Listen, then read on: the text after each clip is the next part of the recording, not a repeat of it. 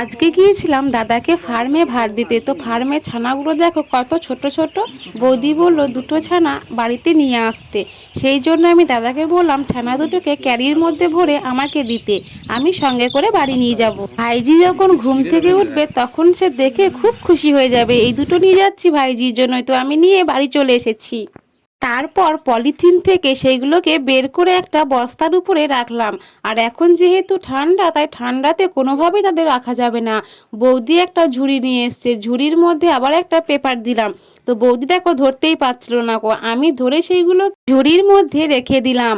তারপরেই দেখো ওরা কিন্তু প্রথম প্রথম ভয় পাচ্ছিল, লাফানোর চেষ্টা করছিল এবং লাফিয়ে একটা প্রায় বেরিয়েও পড়েছিল। তারপরে সেটাকে আমি আবার তুলে দিলাম। তারপর দেখো বৌদি ঝুড়ির মধ্যে খাবার দিয়ে দিল।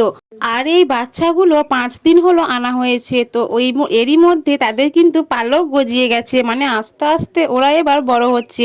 তো এই ঠান্ডার কারণে কিন্তু ওরা মারাও যেতে পারে, তাই খুব সাবধানেই রেখেছি।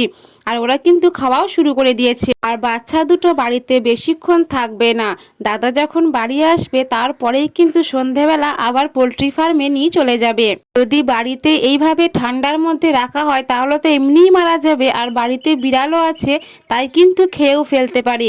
ভিডিওটি কে কোথার থেকে দেখছো অবশ্যই কিন্তু কমেন্ট করে জানিও। চ্যানেলে যদি নতুন হয়ে থাকো অবশ্যই কিন্তু আমার চ্যানেলটি সাবস্ক্রাইব করে আমার পাশে থেকো। তো আজকে ভিডিওটি আমি এখানেই শেষ করছি। দেখা হবে পরের আরেকটি ভিডিওতে এবং সেটা হবে গাছ সম্পর্কিত। আজকে আসি, টাটা।